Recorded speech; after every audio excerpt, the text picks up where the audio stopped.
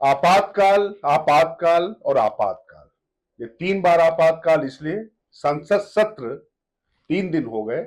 इस शब्द के इर्द गिर्द ही पूरी राजनीति घूम रही है। प्रधानमंत्री नरेंद्र मोदी ने पहले दिन आपातकाल की भर्त्सना की और उसको याद दिलाया, क्योंकि संविधान याद दिला रहा था विपक्ष, तो विपक्ष को बताया कि आपातकाल किसने लगाया।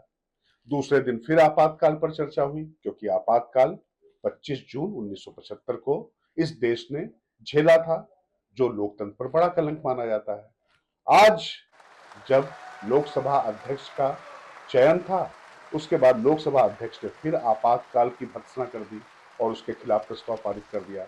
बस फिर क्या था, मिर्ची लग गई कांग्रेस को और कांग्रेस के सदस्यों ने हो हंगामा सदन में शुरू कर दिया।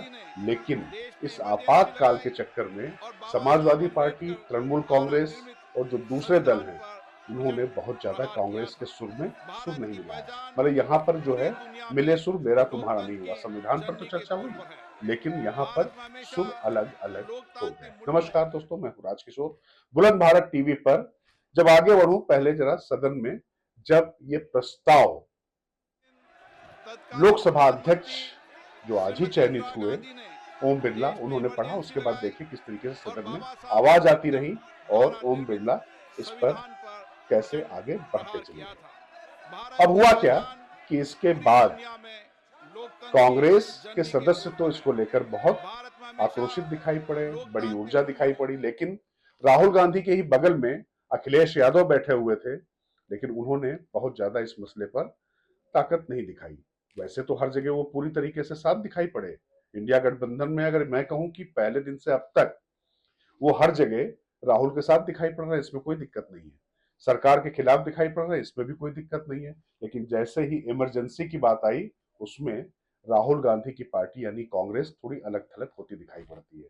कारण यह है कि अगर आपातकाल की सबसे बड़ी वजह था, तो वो था समाजवादी आंदोलन, जिसके नायक थे जननायक। आजकल वैसे जननायक शब्द कांग्रेस इस्तेमाल करने लगे हैं राहुल गांधी के लिए, तमाम कांग्रेसी।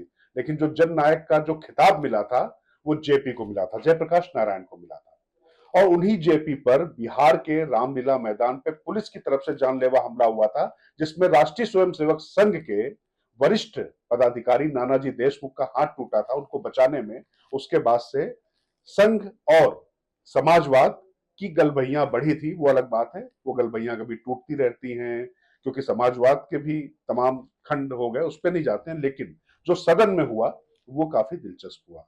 वैसे अगर देखें तो आपातकाल के मुद्दे पर ज्यादा जो मुखर शोर रहा है, वो हमेशा समाजवादियों का रहा है। और अखिलेश यादव के पिताजी मुलायम सिंह यादव समाजवादी पार्टी के संस्थापक, या उनको सुप्रीमो कहें, जब वो मुख्यमंत्री थे, तो उन्होंने तो लोकतंत्र रक्षक सेनानी की पेंशन स्कीम तक शुरू की थी। मतलब जो आपातकाल के दौरान जेल में गए हुए थे, उनको पेंशन देना शुरू किया था, उनको सर्टिफिकेट दिया गया था, उनको परिचय पत्र दिया गया था, और उनको बसों में मुफ्त सवारी की भी सुविधा दी गई थी। मतलब उन्होंने आजादी के आंदोलन के बाद जो सबसे बड़ा आंदोलनकारी माना था, वो आपातकाल के जो आंदोलनकारी थे उनको माना था। और उसमें उन्होंने सिर्फ समाजवादी नहीं, लोकतंत्र को लेकर चाहे किसी भी दल के लोग रहे हो, सबके लिए ये परिचय पत्र जारी किया था। जाहिर तौर पे सरकार की तरफ से जो आपातकाल की बातें कही गई या जो दांव खेला गया सियासी, उसने विपक्षी एकता को यहां पर खंड खंड कर दिया। कम से कम इस मामले में साफ साफ दिखाई पड़ रहा है। अब जरा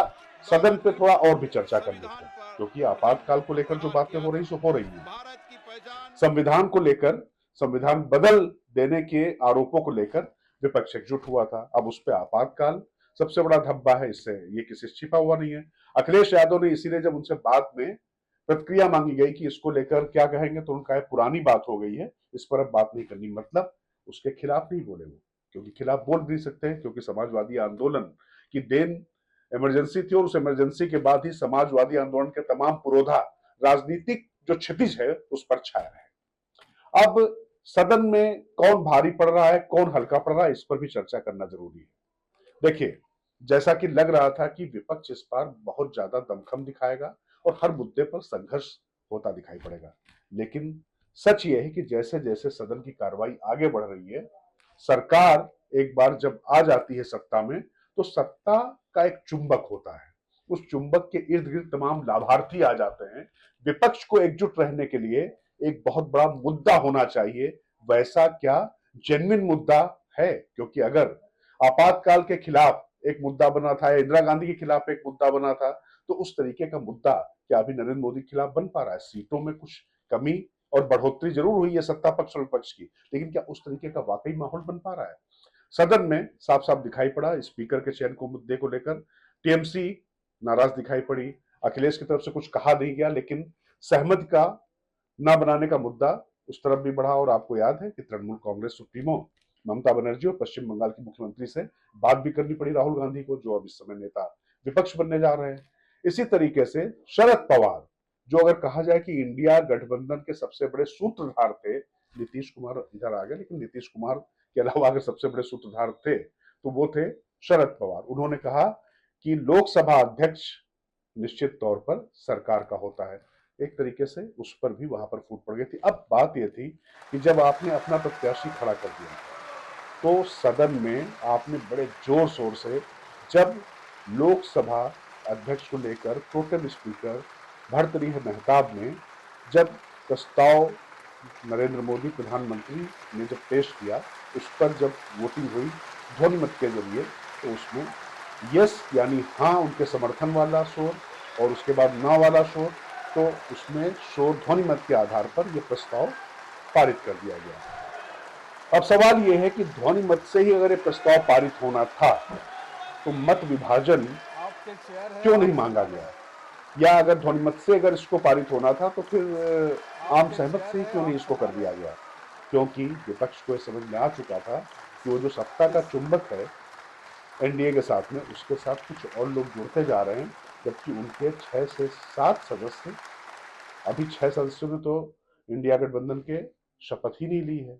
अब उसमें से कितने आज शपथ ले पाए, और उसमें कुछ वोट उनके कम होते और इसके साथ में कहीं क्रॉस वोटिंग हो जाती और एनडीए के वोट बढ़ जाते हैं, जिसकी पूरी संभावना नजर आ रही थी। 300 पार की बात वो कर रहे थे, अब 400 पार तो नहीं हो पाया, लेकिन 300 पार यहां पर होता।